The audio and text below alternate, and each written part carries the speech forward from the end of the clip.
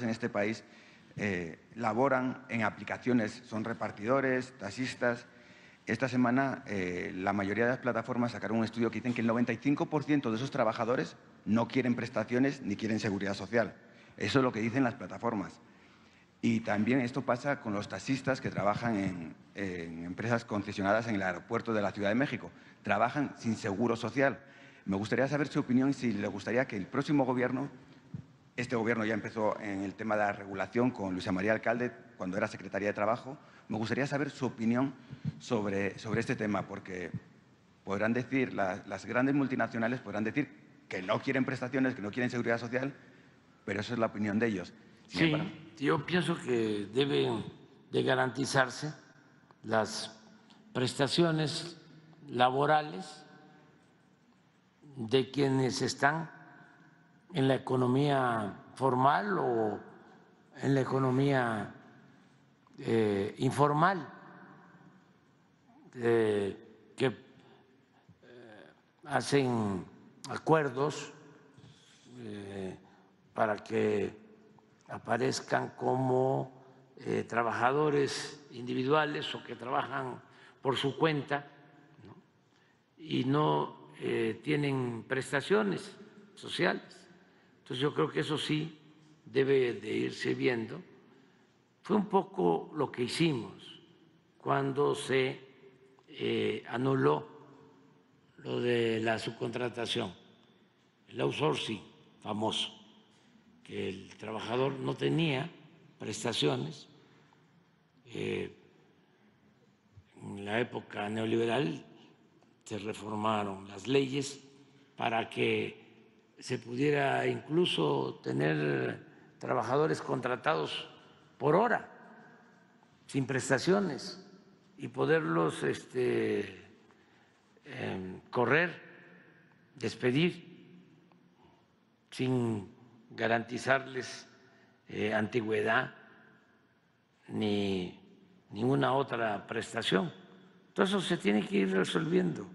Es de las cosas que se heredaron del neoliberalismo. Hay muchas cosas todavía que se tienen que corregir. Por eso es el debate, ¿sí? Porque al tener el movimiento de transformación mayoría calificada, tiene la posibilidad de reformar la Constitución. Porque si no tiene mayoría calificada, no se puede reformar la Constitución, y se puede, si se tiene mayoría simple, hacer una reforma de ley. Pero esa reforma de ley, como ha venido sucediendo, se impugna en el Poder Judicial y se declara inconstitucional y se rechaza. Eso es lo que está en el fondo. Ellos quieren mantener sus privilegios. Por ejemplo, que no cambie el sistema de pensiones. Si no quiere decir que deba de cambiar o que deban de desaparecer las Afores. Nosotros no lo hicimos. Pero sí se hicieron modificaciones para que no cobraran tanto las Afores a los trabajadores de comisión, porque cobraban las Afores en México las comisiones más altas de toda América. Entonces, se hace la reforma, se llega al acuerdo. A ver, van a continuar los sistemas de manejo de las cuentas con Afores, pero tenemos que bajar, reducir lo que cobran de comisiones mediante una fórmula, y eso se logró. Lo otro, van a continuar las AFORES, pero tenemos que crear un fondo para que los trabajadores al momento de jubilarse no reciban, como estaba en la Constitución, solo el 30% de su salario, porque eso es una gran injusticia. Pero nada de eso se puede hacer si no hay reformas constitucionales, que es lo que quisieran los que antes eran los dueños de México o se sentían los dueños de México. Y en cuanto al Poder Judicial, miren, nada más, ayer se me pasó, pero me llegó esta nota. Ahorita es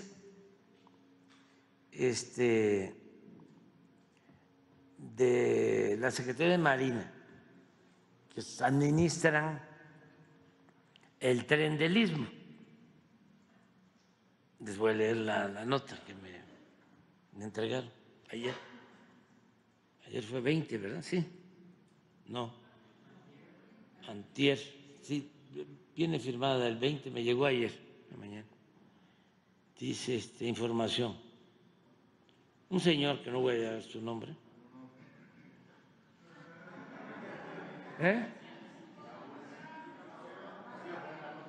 Ponla. Pues sí, lo público es público.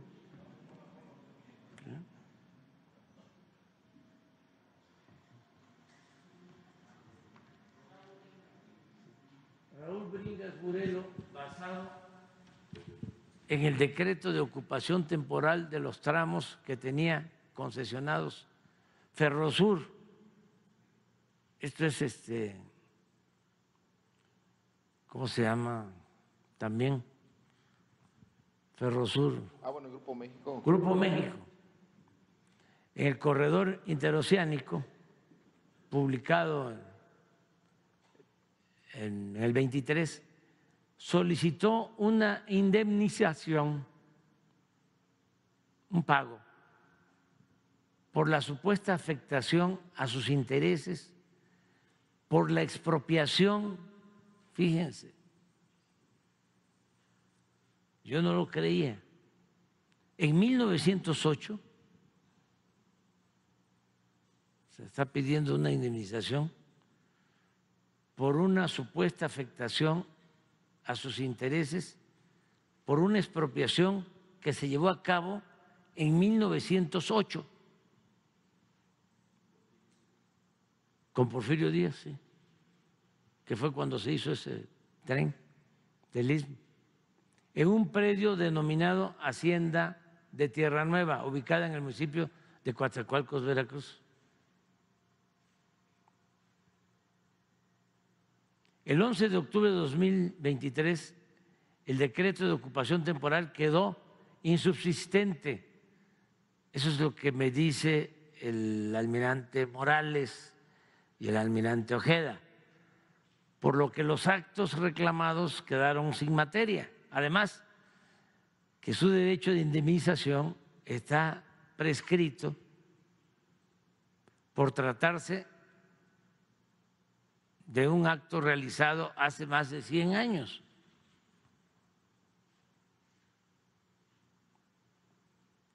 Esto también lo estoy dando a conocer para que los trabajadores del Poder Judicial tengan información de que no es un asunto con ellos. Ellos tienen a salvo sus derechos. Es lo que tiene que ver con jueces, con magistrados, ministros, los machuchones. Se le dio contestación al interesado en el sentido de que el decreto en el que se basó quedó insubsistente. Ante esto, Raúl Bringas Burelo se amparó en distintos juzgados, los cuales se declararon incompetentes. También es importante esto. ¿Sí? No todos los jueces son deshonestos. Y fue el juez sexto de distrito en Boca del Río, Veracruz, quien dio entrada al amparo y resolvió que el corredor interoceánico debe proporcionar al quejoso el procedimiento para ser indemnizado.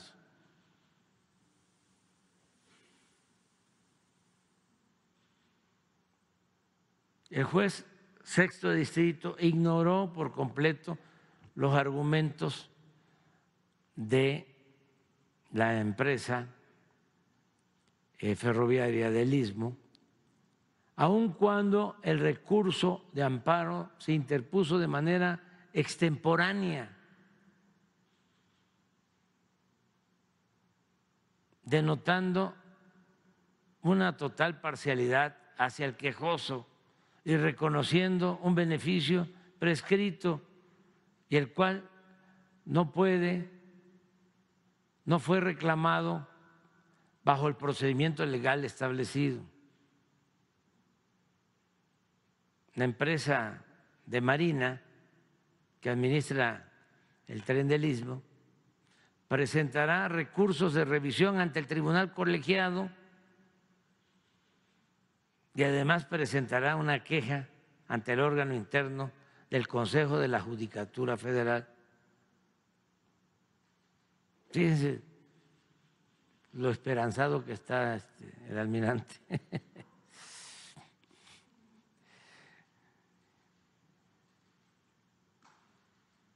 Por el actuar indebido del juez. Pero esto es diario. Diario.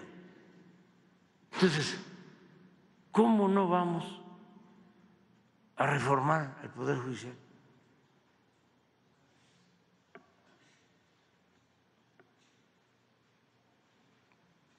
Y quienes defienden que siga el Poder Judicial como está, pues están defendiendo esto. Ustedes saben que si hay una decisión de un juez, incluso de magistrados, de ministros, de que se pague, si el servidor público no paga, puede ser destituido y juzgado. Cuando yo era jefe de gobierno, abundaban estos casos y querían que pagáramos indemnizaciones de tiempo atrás. Una vez, ¿sí? Me denunciaron por oponerme a pagar, no se me olvida la cantidad porque tiene que ver con una fecha histórica, 1.810 millones de pesos para el paraje de San Juan, una colonia muy grande en Iztapalapa, que resultó que no era propiedad de nadie, eran terrenos nacionales, pero entraron en el fraude autoridades, notarios, falsificaron documentos y llegó a la Corte y me exigían que pagara los 1.810 millones de pesos, porque si no me iban a destituir. Y no, ¿cómo vamos a pagar eso? Además, dicen los abogados, cosa juzgada. O sea, como mandato divino ya. Ya no hay otra instancia, ya no se puede hacer nada. Y todo esto está vinculado a la corrupción, porque al momento que una autoridad judicial ordena a un funcionario que pague, el funcionario ya tiene una justificación. Y entonces paga y recibe por haber pagado, por haber hecho el trámite, por portarse bien, una compensación, una recompensa, un soborno, un moche. Pero esto es así. Entonces debemos de seguir limpiando de corrupción. Entonces, ya José, vamos por acá.